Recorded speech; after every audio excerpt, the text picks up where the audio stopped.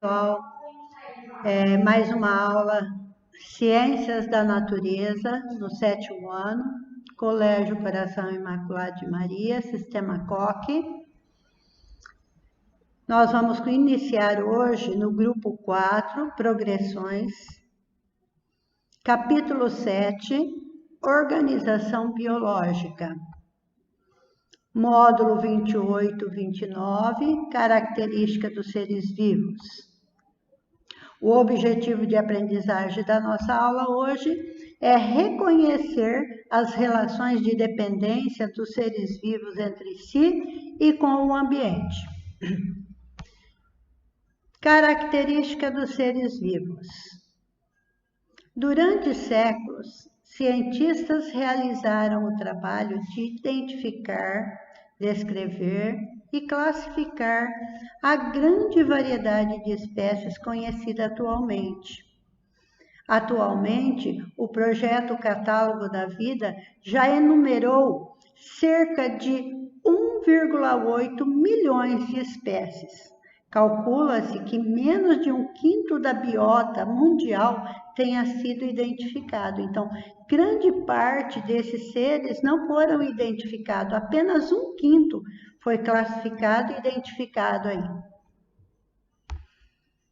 Nós temos aqui um quadro onde mostra uma grande infinidade de besouros.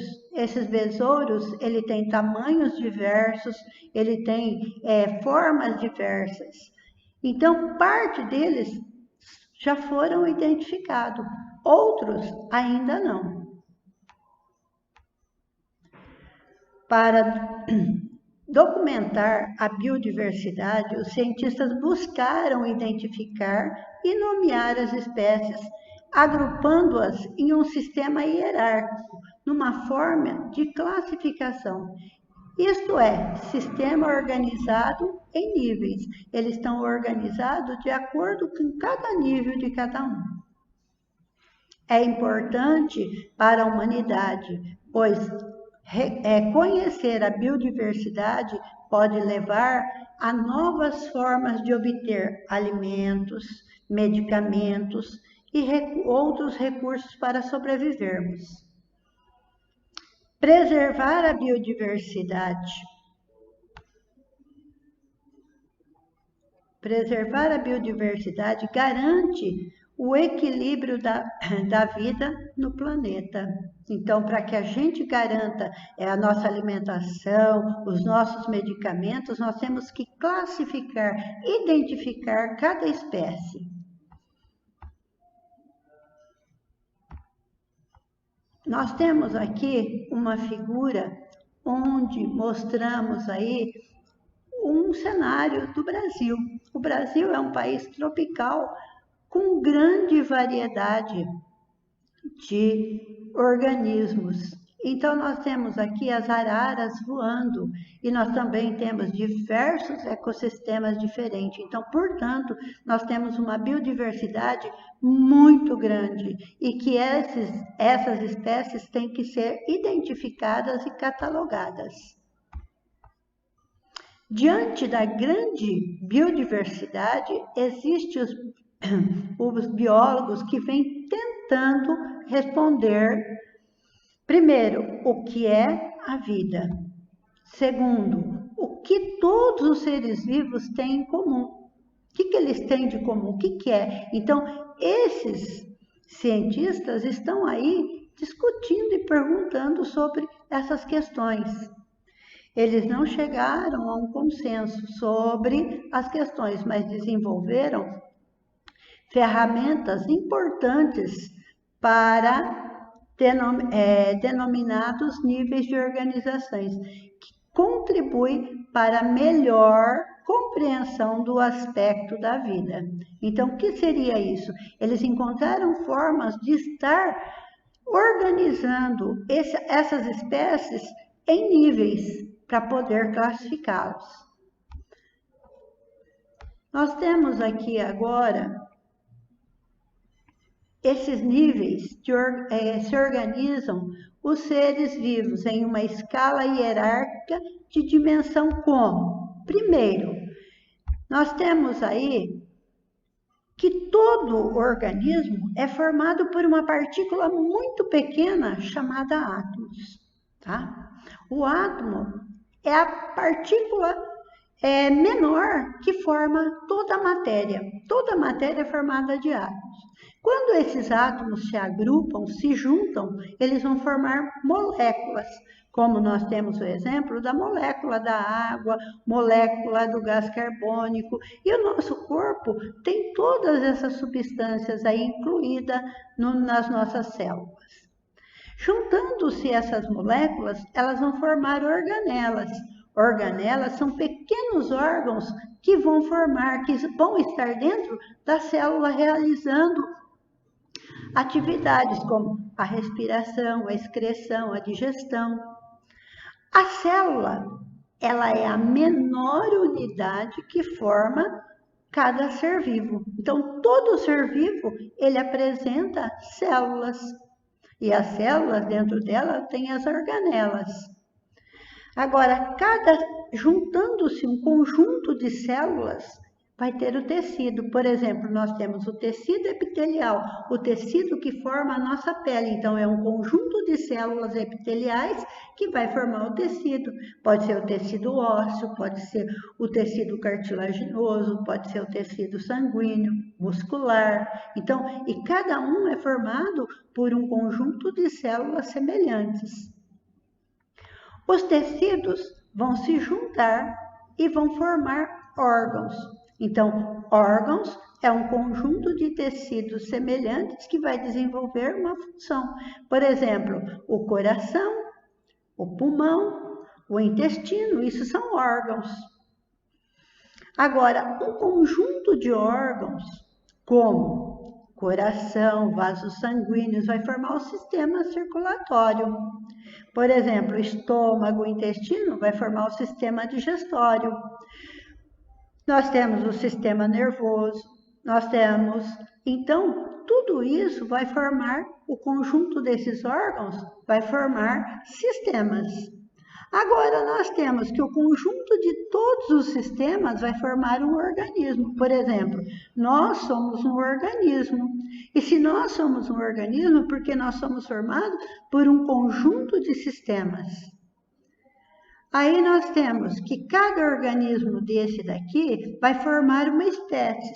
Eu poderia ter a espécie o homem, o cachorro, o gato e assim por diante.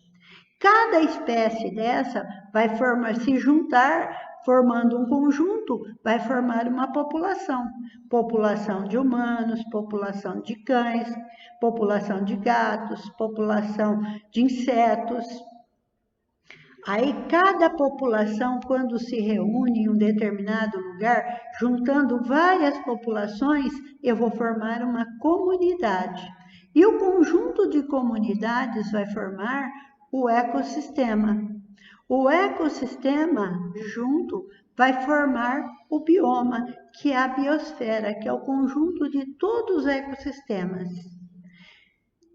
Aqui a Dona Piva colocou para vocês apenas a primeira parte aí, ó, que é átomo, que é a menor partícula que forma toda a matéria. Aí nós temos um conjunto de átomos que vai formar as moléculas. Um conjunto de moléculas que formam os organoides. Os organoides vão formar as células, que são os pequenos órgãos, minúsculos órgãos que vão fazer as atividades da célula. Aí um conjunto de células semelhantes forma o tecido, um conjunto de tecido vai formar os órgãos, um conjunto de órgãos vai formar sistemas, como o sistema digestório, circulatório. Um conjunto de sistemas vai formar aí os organismos ou indivíduos, tá? Agora, um conjunto de indivíduos, de organismo, vai formar uma espécie. No caso aqui, a espécie humana. Um conjunto de pessoas, de várias pessoas, vai formar uma população. O conjunto de várias populações, por exemplo, população de humanos, população de cães, juntando tudo, vai formar uma comunidade. E o conjunto da comunidade formam os ecossistemas, e os ecossistemas vão formar o bioma.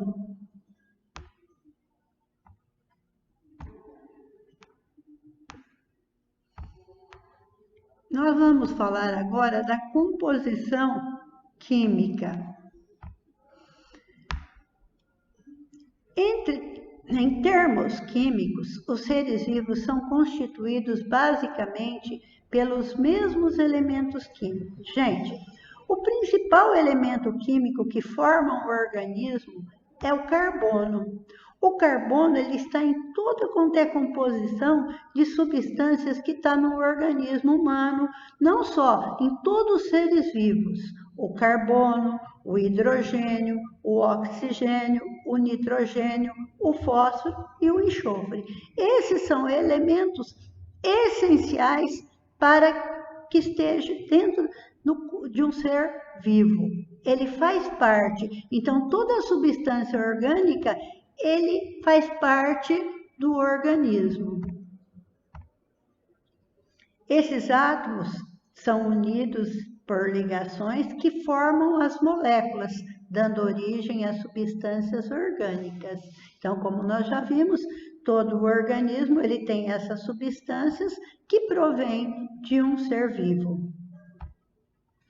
Nós vamos ter agora quando um ser vivo se alimenta de outro ser vivo. Por exemplo, quando a gente come um pedaço de carne ou então um vegetal, há um processo de digestão. E quando acontece esse processo de digestão, vai haver a liberação das substâncias orgânicas, que seria o carbono, o nitrogênio. Então, ele vai ser incorporado no nosso organismo. Então, quando eu estou me alimentando, eu vou estar fazendo uma transformação desse alimento. E esse alimento, ele vai liberar as substâncias orgânicas que vai fazer parte do meu organismo. Ele vai incorporar para a formação de novas moléculas no meu organismo.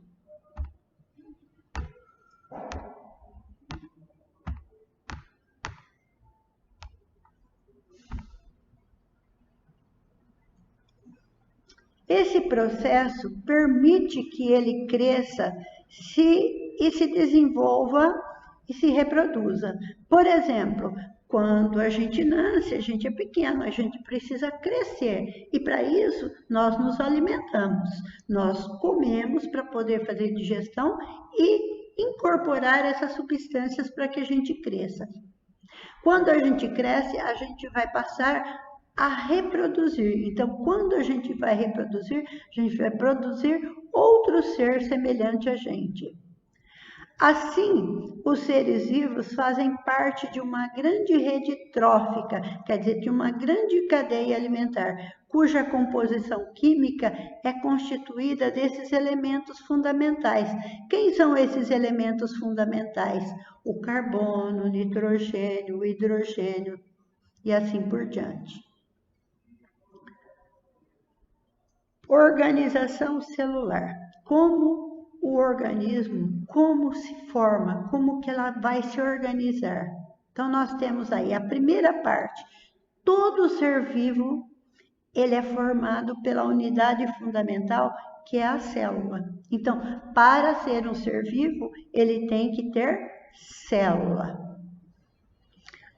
Além de ter a célula, ele tem que ter as organelas. As organelas são as estruturas responsáveis em realizar as funções vitais e armazenar as informações genéticas desses seres. Que seria aí as funções vitais? As funções vitais são respiração, digestão, excreção. Então, tudo isso são as funções que vão dar vida ao indivíduo. E armazenar as informações genéticas, guardar lá dentro do material genético o DNA, as características que ele herdou do seu antepassado, dos seus pais.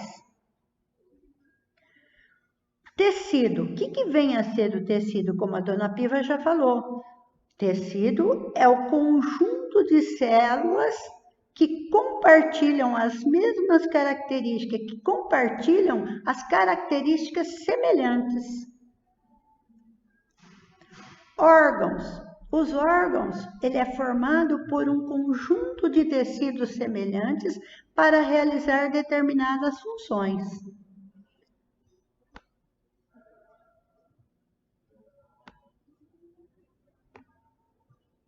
No interior de uma célula, é possível encontrar cerca de 30 elementos químicos. E sendo que na natureza nós temos 92 elementos químicos encontrados na natureza. Isto mostra o grau de complexidade que a célula possui. Então, ela é tão pequena, mas ela tem uma capacidade tão grande de comportar todos esses elementos químicos. Os seres podem ser unicelular, quando ele é formado por uma única célula. Exemplo aí, nós temos as bactérias e os protozoários. Nós temos os protozoários. Multicelulares, quando ele é formado por muitas células, por mais de 2 células. Por exemplo, o ser humano, ele é formado por milhares de células.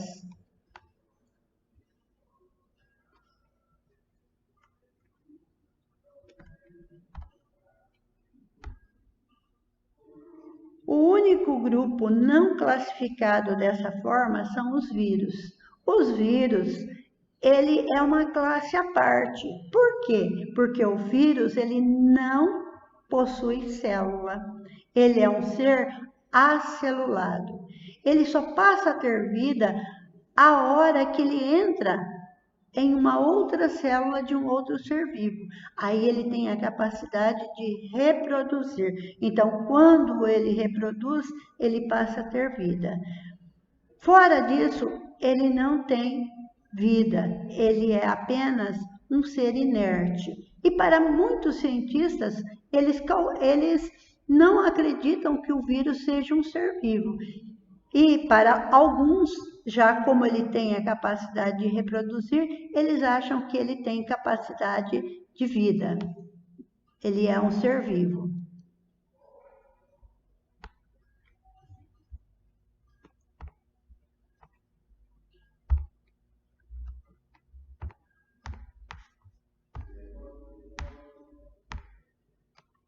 Material genético. O que vem a ser o material genético?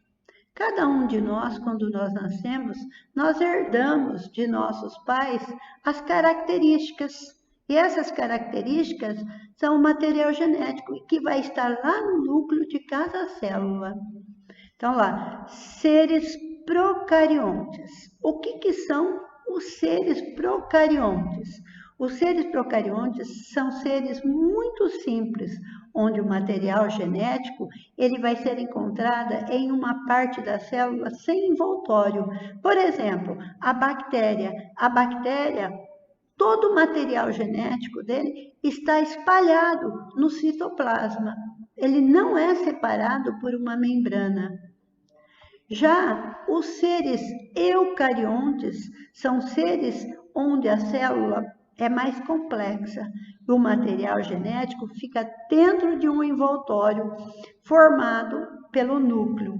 Então, nós temos aí o fungos, o nosso caso, vários exemplos nós temos aí de seres eucariontes. Nós vamos mostrar aqui para vocês o exemplo de uma célula procarionte e uma célula eucarionte.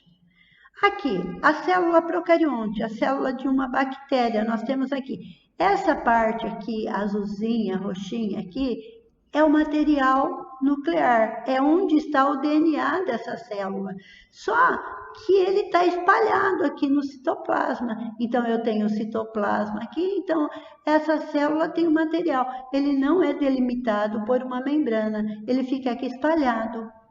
Enquanto que na célula eucarionte, ela tem todas as organelas, o citoplasma, e aqui no centro, lá dentro do núcleo, eu tenho material genético, o DNA. Ele está lá reservado, ele está envolto por uma membrana, que essa membrana é chamada de carioteca. Então, ele fica protegido no núcleo da célula. Então, no caso da procarionte, o material genético está espalhado no citoplasma, enquanto que a eucarionte, o material genético está lá dentro do núcleo da célula.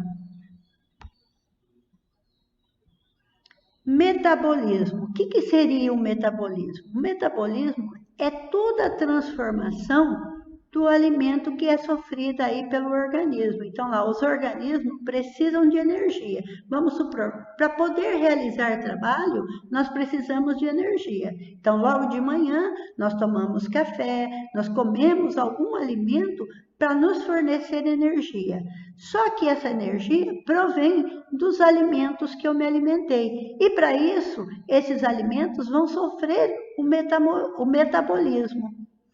Então, seres heterótrofos, eles obtêm essa energia de uma fonte externa. Então, eu tomo o meu café, eu como o meu pão, eu tomo o meu leite, ou então eu vou conseguir alimento fora, buscar fora, em outro organismo. Então, exemplos de seres heterótrofos, eu tenho o homem, o gato, o cachorro, tudo aquilo que vai buscar o alimento fora.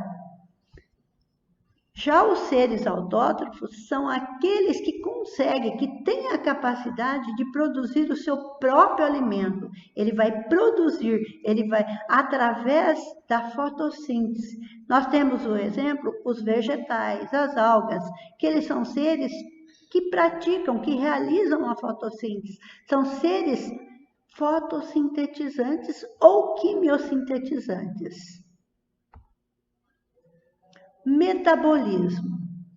Então, vamos explicar aqui para vocês agora que o metabolismo é o conjunto de reações químicas que ocorrem no interior de um organismo. Então, quando eu consumo um alimento, esse alimento vai sofrer transformações ao longo do meu organismo. Além de ele sofrer as transformações, ele será absorvido para o meu organismo realizar funções. Isso seria a energia captada desses alimentos.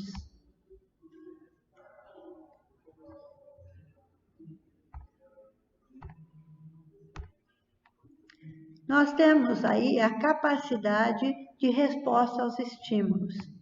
Quando eu levo um apertão no dedo, eu grito. Isso é uma resposta a um estímulo.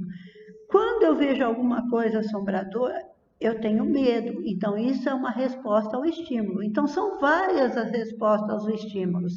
Nós temos aqui que os seres vivos têm diversas maneiras de responder aos estímulos ambientais. Eu posso, hoje, por exemplo, está frio, eu estou sentindo frio.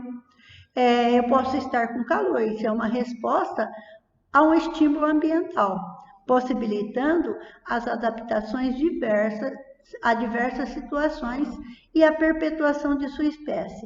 Então, para que eu consiga continuar a minha vida, eu tenho que ter essa resposta aos estímulos. Então, por exemplo, um animal sendo perseguido e o outro indo em busca do alimento. Então, uma planta crescendo à luz do sol, então ela precisa, se ela estiver num lugar que não tem luz, ela vai virar suas folhas em busca da luz do sol. Isso é capacidade de resposta a estímulo. Então, tem aqui, uma leoa perseguindo uma zebra. A zebra é o predador. A zebra é a presa e a leoa é o predador. Então, a leoa busca um estímulo para perseguir, enquanto que a zebra ela tem um estímulo de fugir. Por quê? É para ela poder se conservar, para ela preservar a sua vida. Crescimento e reprodução. Então, todo ser vivo, ele nasce, ele cresce, ele reproduz, ele envelhece Isso é um ciclo da vida. Então, olha lá, todo ser vivo tem a capacidade de reproduzir. Por que ele tem capacidade de reproduzir? Porque ele tem que continuar a sua espécie. Ele não pode parar de deixar descendentes. Então, ele vai reproduzir para que a sua espécie continue no planeta. E quando ele faz isso, ele transmite as suas características. Há dois tipos básicos de reprodução: a reprodução assexuada e reprodução sexuada. Assexuada significa a não presença de gametas masculino e feminino, tá? Já a reprodução sexuada há a presença de gametas masculinos e femininos de indivíduos diferentes aí. Nós temos aí a reprodução assexuada. A na frente geralmente significa não, né? É mais comum entre os seres procariontes. Quem eu falei que são os seres procariontes? As bactérias. Então, como eles são seres muito simples, então o que vai acontecer? Eles vão crescer, dividir-se em duas e dali sair dois indivíduos semelhantes, idênticos ao principal. Então, ele carrega o seu material genético, mas só que vai surgir dois indivíduos. Esses dois indivíduos voltam a crescer. Quando eles estão na forma adulta, eles voltam a se dividir, formando dois indivíduos novamente semelhantes ao adulto. E o seu material genético vai continuar com eles. A reprodução sexuada é mais comum entre os seres eucariontes. O que são os seres eucariontes? São protozoários, partes de protozoários. Também nós temos os fungos, nós temos os vegetais, nós temos os animais. Então, esses são seres eucariontes. E aí, há uma necessidade de troca genética. E quando há troca genética? Quando há troca de gametas. Então, gametas de indivíduos diferentes. Por exemplo, na espécie humana, homem e mulher. Na espécie cachorro, o macho e a fêmea. E assim por diante. A capacidade de reprodução vai garantir a sobrevivência de uma espécie ao longo do tempo. Então, ao longo do tempo, o que vai garantir a sobrevivência de determinada espécie é a capacidade de ter a reprodução. Nós temos aqui o exemplo, no primeiro exemplo, vocês têm aí na apostila de vocês. O primeiro quadro, aí é uma rã colocando os seus ovos. Para garantir que nasça, ela coloca uma grande quantidade de óvulos fecundados. E aí, dentro de algum tempo, irá nascer os filhotes, que serão os girinos, que sofrerão transformações. No quadro de baixo, é um pássaro, ele está alimentando a sua prole, os seus filhotes, para que eles consigam sobreviver. Então, cada um defende a sua espécie no planeta. Suscetibilidade aos processos evolutivos. Desde o seu nascimento, os seres vivos estão sob seleção. Então, seleção natural. A própria natureza incumbe de selecionar. Então, para que o indivíduo seja selecionado, ele precisa ser mais forte, ele tem que ter todas as capacidades de reprodução, alimentação, para poder sobreviver. Se ele não tiver essa capacidade, ele não tem condições de sobreviver ao ambiente.